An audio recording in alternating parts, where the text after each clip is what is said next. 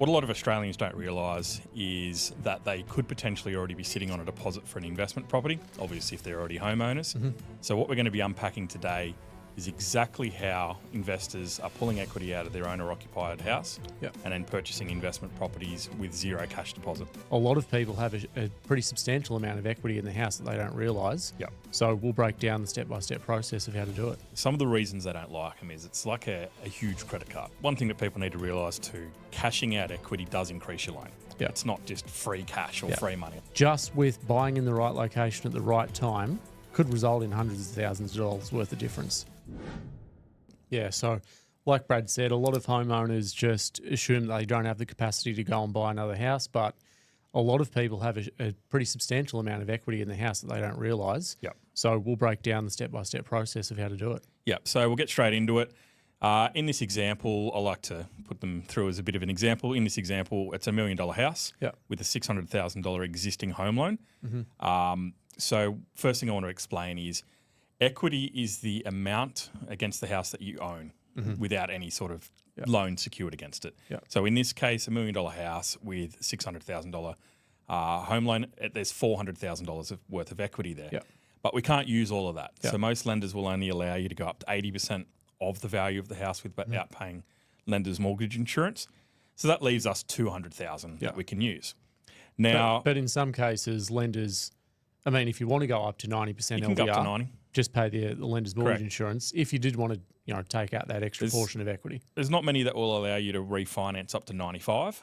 But a lot will allow you up to 90. And you're making back that lender's mortgage insurance pretty quick in capital growth. And in that case, can you potentially capitalise that LMI as well if you say you're borrowing up to 88%? Yes, and then using that extra 2% as lender mortgage insurance capitalised. Some will let you go up to 90 and cap on top as well. So essentially going up to 92 or 93. So essentially in this case, we've got $200,000 worth of equity. Now, letting that sit there, in a lot of cases, it's not a great idea. This isn't a strategy for people to build 50, 60 properties. But most, as we talked about in previous episodes, most investors are mum and dads with one property. And that's the thing, you can just rely on your own owner-occupied property to continue to compound, and then that's your retirement nest egg. But typically what you're doing is selling to realise some sort of gain and to support you through your retirement. But then you're buying within the same market, so you almost don't have that money to put in your pocket. So a lot of mum and dad investors just have their owner-occupied property. They've got equity sitting in there that they can tap into to get one investment, so that when they do sell, they can sell sideways for their owner-occupied property, and they've got their investment to rely on. So one thing that people need to realise too, cashing out equity does increase your loan. It's not just free cash or free money. I've had people previously say, can I release my equity to pay out my home loan? Like, no, but it's just a misconception there. So essentially it's to release, you've got two ways you can release equity: sell the house or secure a dollar for dollar against that equity. And the lender will then give you the money in exchange for a mortgage over that portion of the security. So we'll go through the steps now. So first three steps really, you need to get a realistic property value for your house. That's the first step. Then you need to know what you... First step to do that is to contact a mortgage broker to get the valuation. We can do free valuations. So click on the link in my profile. You can book in a call. But I mean, from a high level, for a homeowner who's just like, I wonder if I have equity, best thing to do is to just punch your address into Google. It'll tell you. And it'll give you prop track data that's on realestate.com and Domain. It's not 100% accurate, but it'll give you a pretty rough idea of where you're sitting. It's close enough. It's going to give you a roundabout figure of where you're at. Loan balance, that's easy. Log into your internet banking, get your loan balance. Then we can start to work out how much equity you've actually got. And then we work backwards from there. So then the second step is to decide how we're going to access that. Now, the best way to do it, I wouldn't say smartest, but the best way to do it, especially for tax reasons, is to create a second split. So let's say you had that $600,000 loan. We don't want to just increase that single loan by $200,000, make it $800, because when it comes to tax time, it can get difficult. So there's a couple of ways that you can do it. You can do a separate split, so an interest-only split or principal and interest. Talk to your accountant. Don't sue me. Choose what suits you best. But most people would go interest only because it's tax deductible, and have that as a separate split. Now, you can have that sitting there. So there's a couple options there. You can cash that out and have it sitting in an account ready to go, or you can just have a formal approval or pre-approval for that for when you do, and it goes through pretty quickly. And I mean, for people out there who aren't completely across this process, you know, Brad talking about splits and drawing equity out and speaking to your accountant, it might sound a little bit complex, but essentially like a buyer's agent or a mortgage broker or the accountant helps you through those processes. Yep, 100%. With, you know, getting your property valued, with setting up the loan structure and, you know, you talking about the splits, you basically look after all of that for them. They pass the information onto their accountant for tax time. Yep. And it's handled for...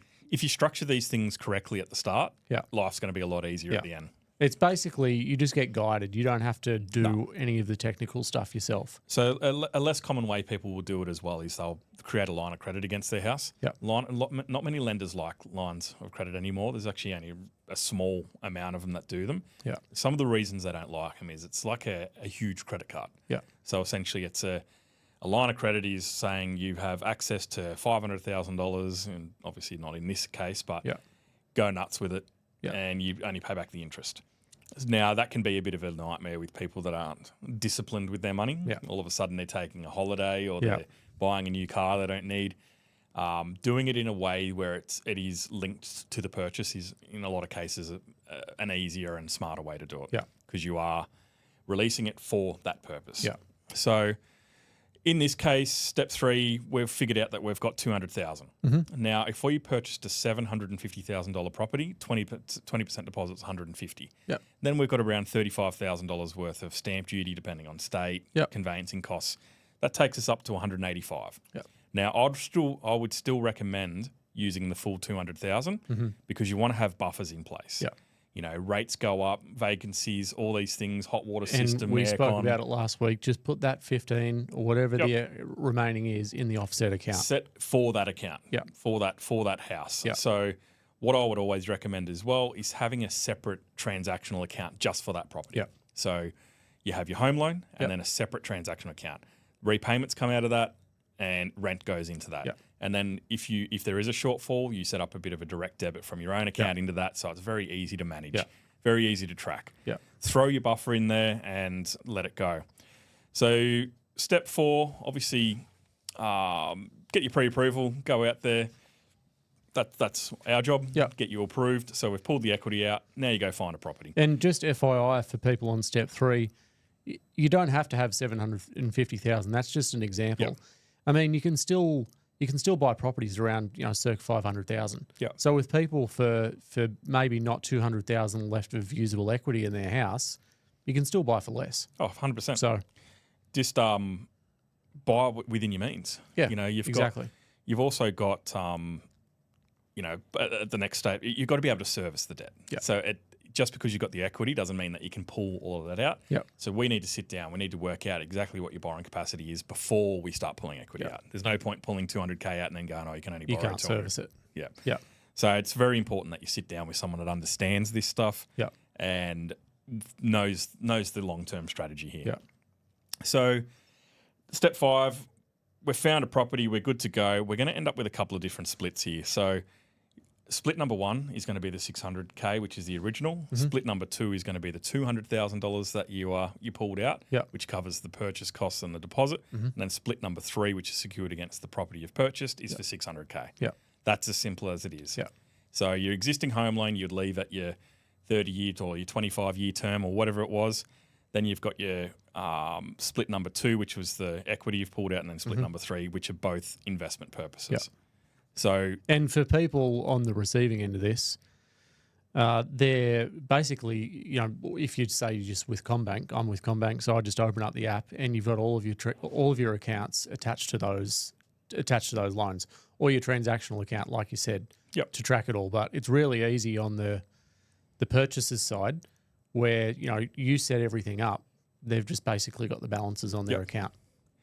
So, in summary, it's not an over complex thing. No. Once you get your head around equity and you start to figure it out, again, running through those steps in a summary, find out the value of your property, work out how much loan is owing against it.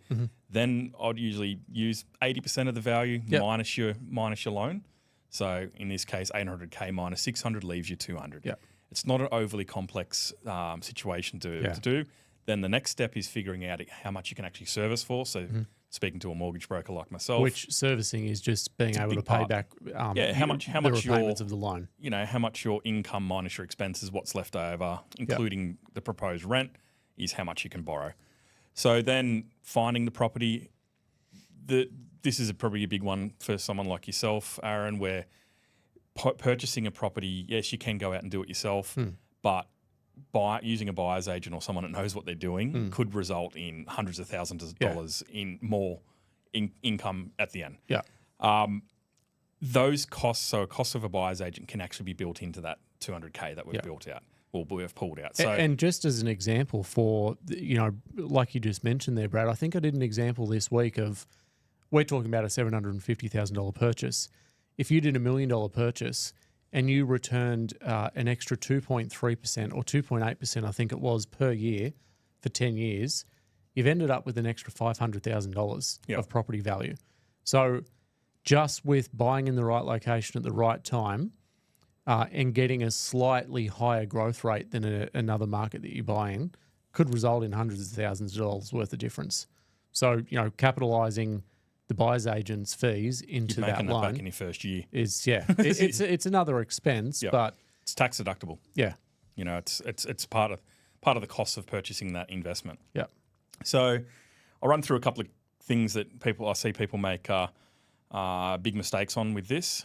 First one is cross-collateralisation. So if you go into a bank, they're going to want to do this. So the way we structure it up is everything is separate. All of your securities have their own loans and they're not linked in any way, shape or form. If you go into a bank, they're most likely going to just bundle property A and property B into one grouping of security and then just one or two loans against it. The benefit for them is one goes down, one goes up, it absorbs it. Yeah. So, and in terms of the risks for the listeners, what would be a risk of cross-collateralisation? If you want to sell the place, if one's going bad and one's going good, they're absorbing into each other. And when you sell, you have to pay the balance onto the other. Yeah. It's not a good structure. Yeah. We don't recommend it, and we have them all we isolated as their own securities. In fact, we do a lot of refinancing of people to get them separated from these structures where they've gone into their local branch or whatever, and they've we can do that. Yeah. And they just cross-collateralise the whole lot. Yeah. Another thing that I see people do wrong a lot is overestimating the rental income when they get their pre-approval. So they might go, all right, I'm pre-approved for $750, but that's because the broker's put down that they're going to get $900 a week in rent. Yeah. They've overestimated to get the pre-approval, and then when reality kicks in, they're only getting $550 or $600. Yeah. They don't service for that anymore. And you've always got to leave that buffers, like Brad said. A property manager will always pitch high to try and get the business. Yep. Doesn't mean that that's what they're going to come in with.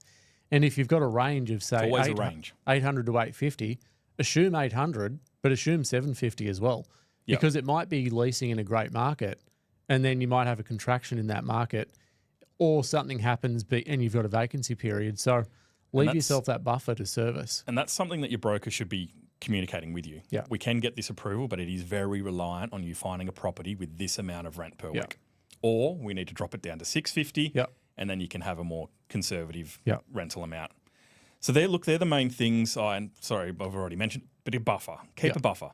You don't want to have to replace aircon and stuff out of your personal accounts. Pull that out as part of the equity, sit it in the account, ready to go. So that's pretty much it in a nutshell.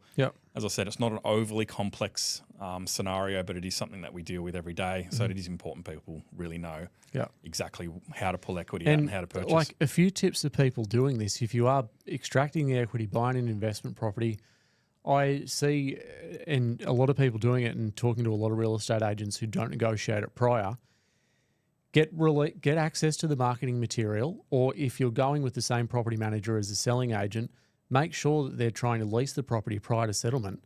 Because if you're trying to lease the property after settlement, well, then you're just paying your mortgage back with no rental income. You've got to be proactive with these things. Get it leased prior to settlement so that you're getting rental income from day one. There's no reason why you can't list it prior to settlement.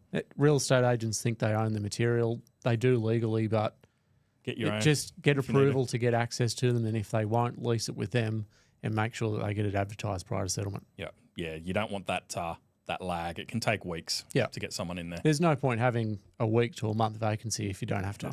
Get all your insurances in place, everything in place. You know, do it smart. Yeah.